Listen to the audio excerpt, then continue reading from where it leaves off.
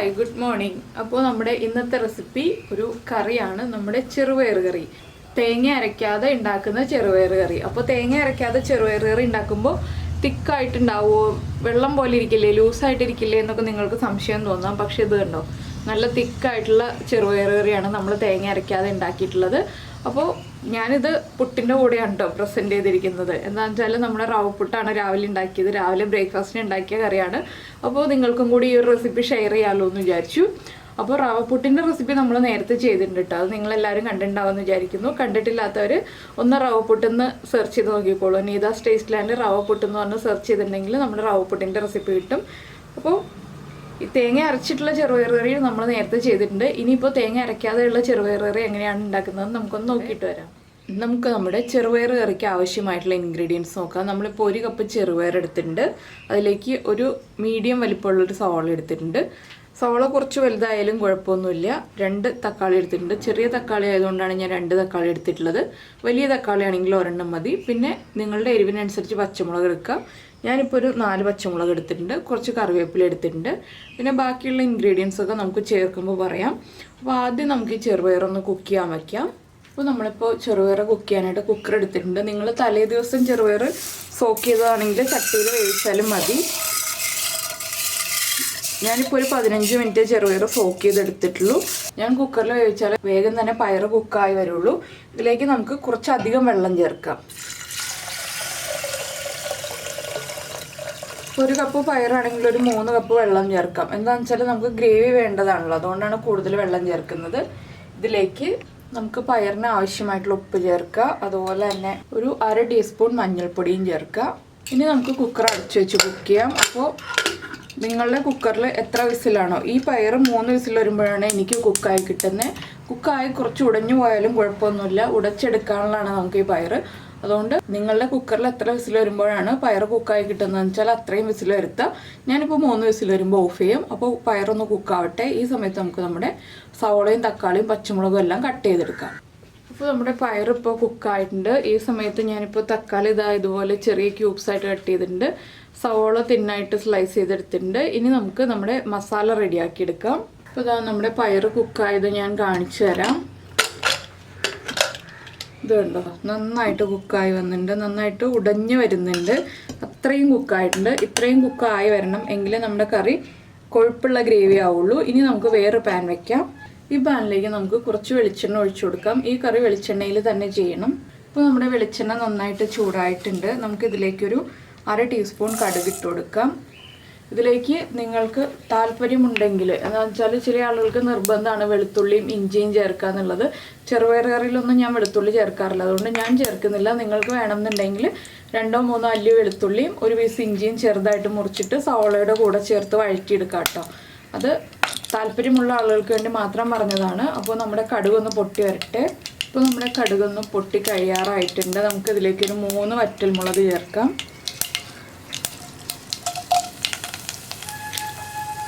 പച്ചമുളകിൻ്റെ കൂടെ തന്നെ നമ്മൾ മുറിച്ച് വെച്ചിരിക്കുന്ന സവോള,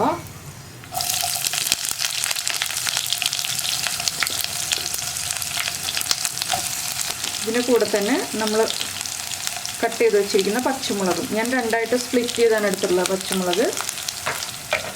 ഇതെല്ലാം ചേർത്തിട്ട് നന്നായിട്ടൊന്ന് വഴറ്റിയെടുക്കുക. സവോളയുടെ കളറൊക്കെ ഒന്ന് മാറി വരണം, അതുവരെ വഴറ്റി കൊടുക്കുക.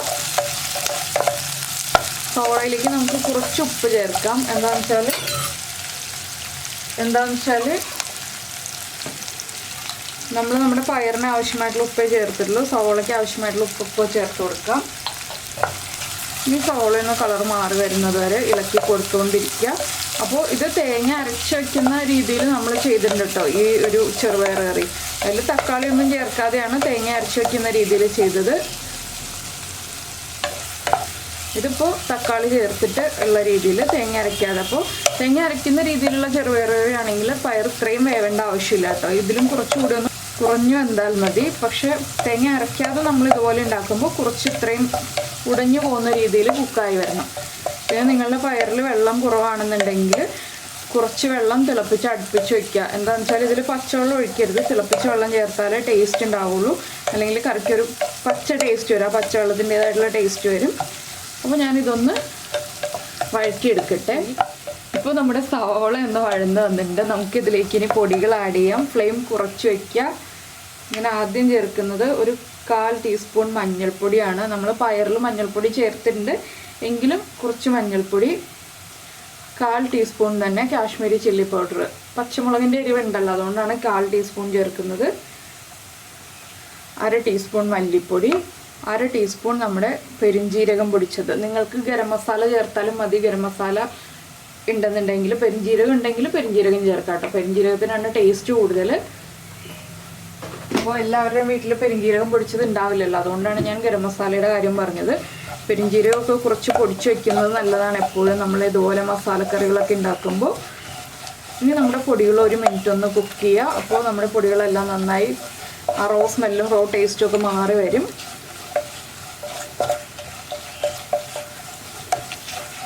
ഞാനിപ്പോൾ കുറച്ച് വെള്ളം തിളപ്പിക്കാൻ വെച്ചിട്ടുണ്ട് കേട്ടോ. എന്താണെന്ന് വെച്ചാൽ പയറിൽ ഒരുപാട് വെള്ളമില്ല, കുറച്ച് വെള്ളമുള്ളൂ പയർ കുക്കായി വന്നപ്പോൾ. അപ്പോൾ ഗ്രേവിക്ക് ആവശ്യമായിട്ട് കുറച്ചുകൂടി വെള്ളം തിളപ്പിക്കാൻ വെച്ചിട്ടുണ്ട്. ഇനി നമുക്കിതിലേക്ക് നമ്മൾ കട്ട് ചെയ്ത് വെച്ചിരിക്കുന്ന തക്കാളി ചേർക്കാം. അതുപോലെ തന്നെ ഒരു 3 തണ്ട് കറിവേപ്പില ഞാൻ ചേർക്കുന്നുണ്ട്.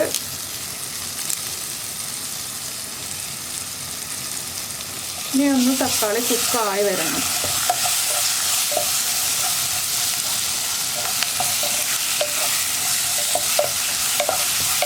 തക്കാളി കുക്കായി വരാൻ നമുക്കൊരു 2 മിനിറ്റ് ഒന്ന് അടച്ച് വയ്ക്കാം.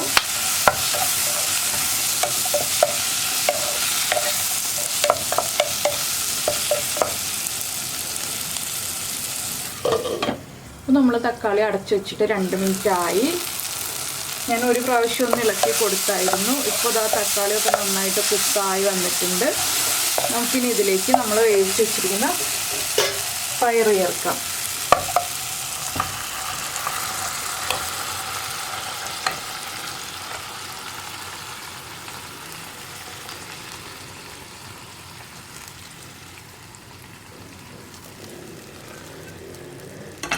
ഇപ്പോൾ കണ്ടോ, വളരെ കുറച്ച് വെള്ളമേ ഉള്ളൂ.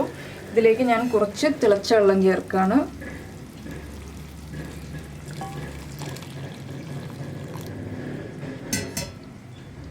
ഇനി നന്നായിട്ടൊന്ന് ഇളക്കി മിക്സ് ചെയ്യുക. കുറച്ചുകൂടി വെള്ളം ചേർക്കും കേട്ടോ, ഞാനിപ്പോൾ വെള്ളം കുറവാണ്. ഈ പയറിലേക്ക് മസാലയൊക്കെ പിടിച്ചു വരാനാണ് നമ്മൾ കൂടുതൽ വെള്ളം ചേർക്കുന്നത്. എന്താണെന്ന് വെച്ചാൽ ഞാനിപ്പോൾ പുട്ടിന് കറിയായിട്ടാണ് ഇത് ഉണ്ടാക്കുന്നത്. പുട്ടിന് ഇടിയപ്പത്തിനൊക്കെ കറിയായിട്ട് ഉപയോഗിക്കാൻ പറ്റുന്നതാണ്. അപ്പോൾ പുട്ടിന് കറിയാകുമ്പോൾ നമുക്ക് കുറച്ച് ഗ്രേവി വേണമല്ലോ, അതുകൊണ്ടാണ് കുറച്ചധികം വെള്ളം ചേർക്കുന്നത്. നിങ്ങൾക്ക് അധികം ഗ്രേവി വേണ്ടാന്നുണ്ടെങ്കിൽ വെള്ളം കുറച്ച് ചേർക്കുക. ഞാനിപ്പോൾ ഏകദേശം ഒരു 4.5 കപ്പ് വെള്ളം ചേർത്തിട്ടുണ്ട്. പയർ വേവിക്കാൻ ചേർത്തതും കൂടി നമ്മൾ ഒഴിച്ചത് ചേർത്തിട്ട് ഇതിലേക്ക് കുറച്ചുകൂടി വെള്ളം ചേർത്തിട്ടൊന്ന് നന്നായിട്ട് തിളപ്പിച്ചെടുക്കാം. അപ്പോൾ ആകെ 5 കപ്പ് വെള്ളമാണ് നമ്മൾ ഇതിലേക്ക് ചേർക്കുന്നത്. ഇനി വെള്ളം ഒന്ന് തിളച്ച് ഈ ഗ്രേവി ഒന്ന് കുറുകി വരണം. അപ്പോൾ നമ്മുടെ പയറൊന്ന് ഉടച്ചു കൊടുക്കണം ഗ്രേവി കുറുകി തുടങ്ങുമ്പോൾ. അങ്ങനെയാണ് നമ്മുടെ തേങ്ങ അരയ്ക്കാതെയുള്ള കൊഴുപ്പുള്ള ചെറുപയർ കറി റെഡിയാക്കുന്നത്. ഇനി ഇതൊന്ന് നന്നായിട്ട് തിളയ്ക്കട്ടെ. ഇപ്പോൾ നമ്മുടെ കറി നന്നായിട്ട് തിളച്ചുകൊണ്ടിരിക്കുന്നുണ്ട്. ഞാൻ പതുക്കെ ഒന്ന് ചെറുപയറൊക്കെ ഒന്ന് ഉടച്ചു കൊടുക്കുകയാണ്. നമ്മൾ ഇളക്കുമ്പോൾ തന്നെ ഉടഞ്ഞു വന്നോളൂ കേട്ടോ, ഒരുപാട് അങ്ങോട്ട് ഉടച്ചു കൊടുക്കേണ്ട ആവശ്യമില്ല. ഇത് കണ്ടോ, ഇപ്പോൾ തന്നെ പയറൊക്കെ ഉടഞ്ഞു തുടങ്ങിയിട്ടുണ്ട്. ഒരുവിധം നന്നായിട്ട് നമ്മൾ കുക്ക് ചെയ്തെടുത്തിട്ടുണ്ടായല്ലോ. ഇനി നമുക്ക് ഉപ്പൊക്കെ ചെക്ക് ചെയ്യാം. ഉപ്പ് കുറവാണെങ്കിൽ ഉപ്പ് ആഡ് ചെയ്യണം. എരിവ് കുറവാണെങ്കിൽ ഇനി മുളക് പൊടി ചേർക്കരുത്, പച്ചമുളക് മാത്രം ചേർക്കുക. അപ്പോൾ ഞാൻ ഉപ്പ് എരിവൊക്കെ ഒന്ന് ചെക്ക് ചെയ്യട്ടെ. ഉപ്പ് കുറവാണ്, ഞാനിപ്പോൾ കുറച്ചുകൂടി ഉപ്പ് ചേർക്കുകയാണ്. എരിവ് ആയി വരുന്നേ ഉള്ളൂ. എന്താണെന്ന് വെച്ചാൽ നമ്മുടെ പച്ചമുളക് ഇപ്പോൾ ചെറുപയറിൻ്റെ കൂടെ കിടന്ന് കുക്കാവുന്നേ ഉള്ളല്ലോ. അപ്പോൾ കുറച്ച് കഴിയുമ്പോൾ എരിവായി വരും. ഞാനൊരു 5 മിനിറ്റ് തിളപ്പിക്കുന്നുണ്ട് കേട്ടോ, ഈ ഒരു മീഡിയം ഫ്ലെയിമിലിട്ടിട്ട്. അപ്പോഴാണ് നന്നായിട്ട് കറി തിക്കായി വരിക. പിന്നെ നമുക്ക് വേണമെങ്കിൽ ഒരു സ്പൂൺ ഉപയോഗിച്ചിട്ട് ഒന്ന് ഉടച്ചു കൊടുക്കാം. ഇതുപോലെ ഇങ്ങനെ ഉടച്ചു കൊടുത്തിട്ടുണ്ടെങ്കിൽ കുറച്ചുകൂടി തിക്കായി കിട്ടും. ഞാനപ്പോൾ ഒരുപാട് അങ്ങോട്ട് തിക്കാക്കി എടുക്കുന്നില്ല, ഒരു മീഡിയം ഗ്രേവി ഉള്ള രീതിയിലാണ് ആക്കിയെടുക്കുന്നത്. അപ്പോൾ ഇതൊരു 5 മിനിറ്റും കൂടെ ഒന്ന് തിളച്ച് വരട്ടെ. അപ്പോൾ ഉപ്പും എരിവും എല്ലാം കറക്റ്റ് ആയിക്കോളും. ഇപ്പോൾ നമ്മൾ ഉപ്പ് ചേർത്തിട്ടുണ്ടല്ലോ, പച്ചമുളകിൻ്റെ എരിവ് ഇതിൽ കിടന്ന് വേവുമ്പോൾ കറക്റ്റ് ആയിക്കോളും. ഇങ്ങനെ എരിവ് കറക്റ്റ് ആക്കാൻ പറ്റുന്നില്ല എന്നുണ്ടെങ്കിൽ നിങ്ങൾ പയർ വേവിക്കുമ്പോൾ തന്നെ 2 പച്ചമുളകും കൂടി ചേർത്ത് വേവിച്ചോളൂ. അപ്പോഴും നമ്മുടെ പച്ചമുളകിൻ്റെ എരിവ് നമ്മുടെ പയറിലേക്ക് ആയി വന്നോളും. അപ്പോൾ ഇതൊന്ന് തിളച്ച് കുറുകി വരട്ടെ വീണ്ടും. അപ്പോൾ നമ്മുടെ കറി നമ്മൾ തിളപ്പിക്കാൻ വെച്ചിട്ട് ഒരു 5 മിനിറ്റ് ആയി. ഇത് കണ്ടോ, നന്നായിട്ട് തിളച്ച് കുറുകി വന്നിട്ടുണ്ട്. ഇനി ചൂട് മാറി വരുമ്പോൾ ഒന്നുകൂടി കുറുകി വരും കേട്ടോ. അപ്പോൾ ഞാൻ ഈ ഒരു കൺസിസ്റ്റൻസിയിൽ ഫ്ലെയിം ഓഫ് ചെയ്യാണ്. ഇനി ഇത് ചൂട് മാറി വരട്ടെ. അപ്പോൾ ഒന്നുകൂടി കുറുകി വരും. അപ്പോൾ നിങ്ങൾക്ക് ആ ഒരു കൺസിസ്റ്റൻസി കാണിച്ചു തരാം. ഒരുപാട് ചൂട് മാറിയിട്ടല്ല, ഒരു 10-12 മിനിറ്റ് ചൂട് മാറിക്കഴിയുമ്പോൾ കുറച്ചുകൂടി ഒന്ന് ഗ്രേവി തിക്കായി വരും. അപ്പോൾ ഈ ഒരു കറി ഈസിയാണോ, ബാച്ചിലേഴ്സിനൊക്കെ വളരെയധികം ഇഷ്ടപ്പെട്ടു, വീട്ടമ്മമാർക്കാണെങ്കിലും ഇഷ്ടമായോ എന്ന് പറയുക, വളരെ എളുപ്പത്തിൽ ഉണ്ടാക്കാൻ പറ്റുമോ എന്ന് പറയുക ഉണ്ടാക്കി കഴിഞ്ഞിട്ട് കേട്ടോ.